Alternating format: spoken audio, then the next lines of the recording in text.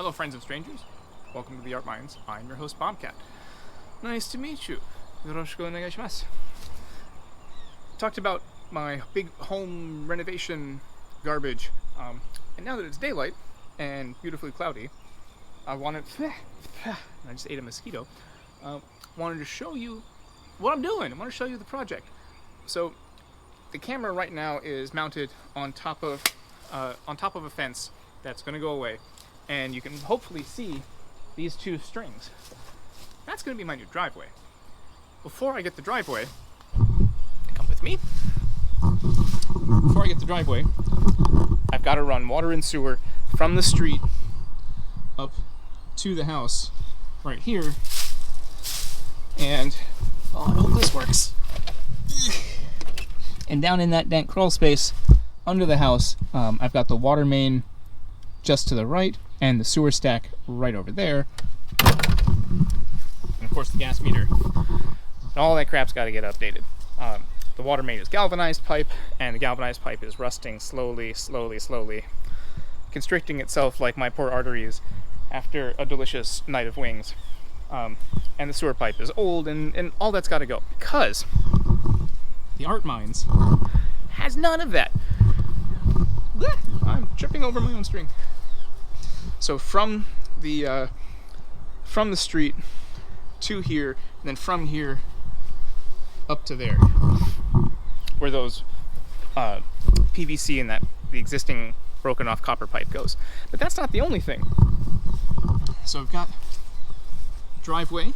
This fig is going to get moved over there. And up here, this area is going to be made level with the sidewalk, just pushed straight back to that set of strings. That's going to be a new parking slab, poured concrete, something like that. And then I'm going to build a carport over that, so I have a sheltered space to work on bikes and a couple of other project vehicle things I've had in mind. But all that's going to go and get smoothed out. And the driveway, and I'll try and look up some good reference images, I want to make permeable pavers. Partly good for the environment. You want good water management, good water management, all that jazz. But also, this is a lot of paving that needs to be done. And in ye old Prince George's County, you can only do so much without special permits, special exemptions, which means money. So the pavers that I want is basically this plastic grid. I don't know how else to describe it. Looks almost like the crates you put sodas in when you ship them from the factory. But it's this plastic grid that you prepare the ground, lay the grid down, and then fill the grid with sand or whatever. And you can actually plant grass right back on top of it. And it is strong enough to drive my work truck on and park on, even like forklift and that kind of stuff. I'm watching mosquitoes attack the microphone and now my hand. But it is 99% permeable. So it's as if it's not there, or functionally not there. So that can hopefully negate a lot of that special fancy permitting process for a big fancy driveway. We already have the apron cut into the street, and frankly that's the hard part. And so it's just taking that apron and just scrubbing all the way back. So I have a place to park, have a place to work on my bikes. But wait, there's more. So somewhere under here, let's go this way. Somewhere under here, I have some 4-inch PVC conduit. You see how it comes up like that? That goes out to the telephone pole in the street. There used to be a data line shoved down under that pipe up to here and then back to the corner of the studio. I have to figure out what to do with that. I'm going to be pulling an Ethernet cable down through that pipe. A dear friend of mine is going to help. But that involves mapping out where under here this all goes. And these lines are going to be terracing. So you can see this old retaining wall. You can see it's rotten, and you can see, especially over here, how it is a little tippy, like me after a few. That's going to go away, and it will be replaced at this height there So all the way, this is one new open level with a, I think it's called Gambion or Gamion. It's rocks in a cage. So all of that rocks in a cage, nice and stable. And then one step down, about half height, will be one coming this way to cover both of these trees. That's a lot of earth moving. We have to figure all of that out, but hopefully we can get it taken care of. But I really wanted to show you what I'm so excited for are these things. My persimmons. Look at these. The birds have either had their fill or we've been shooing them off well enough. Well, not that one, you bastards. But persimmons, I'll just take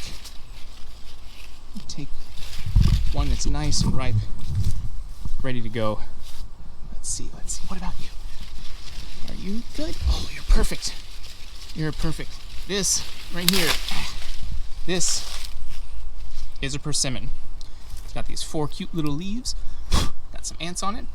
But let's take it over to the table and I'll show you why I love these so very much.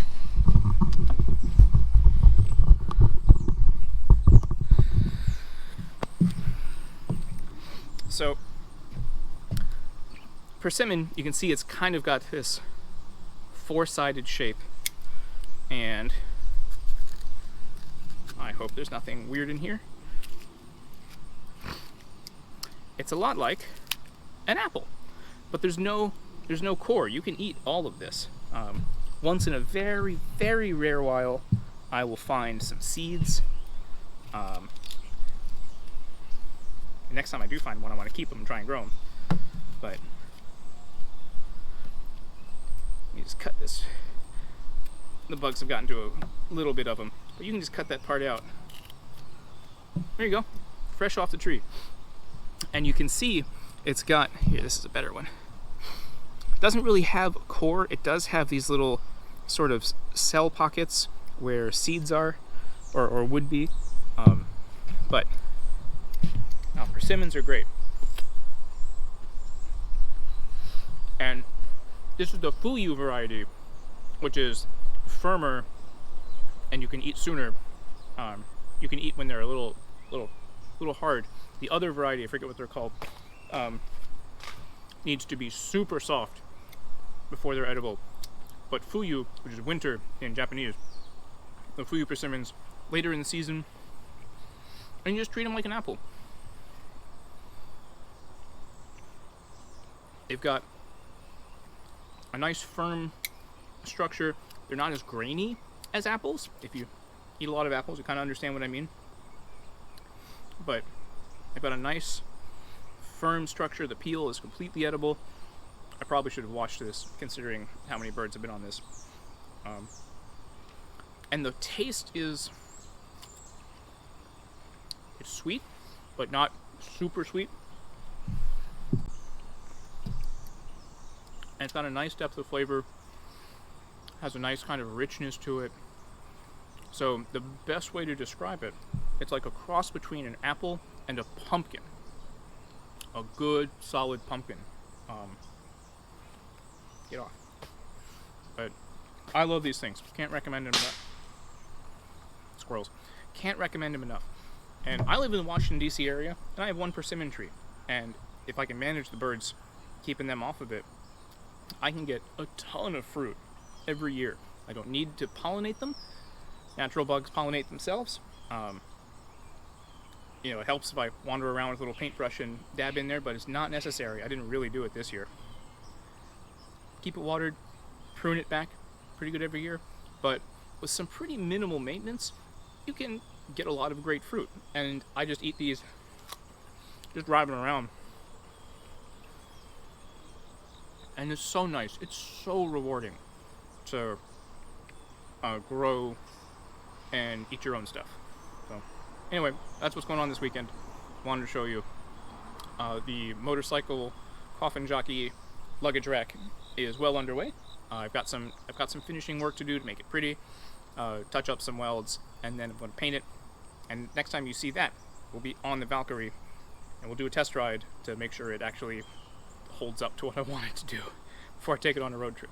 So I hope you are safe and well fed out there, wherever you are. I wish you mucho amor. I wish you no more mosquitoes. And good luck. We'll see you soon.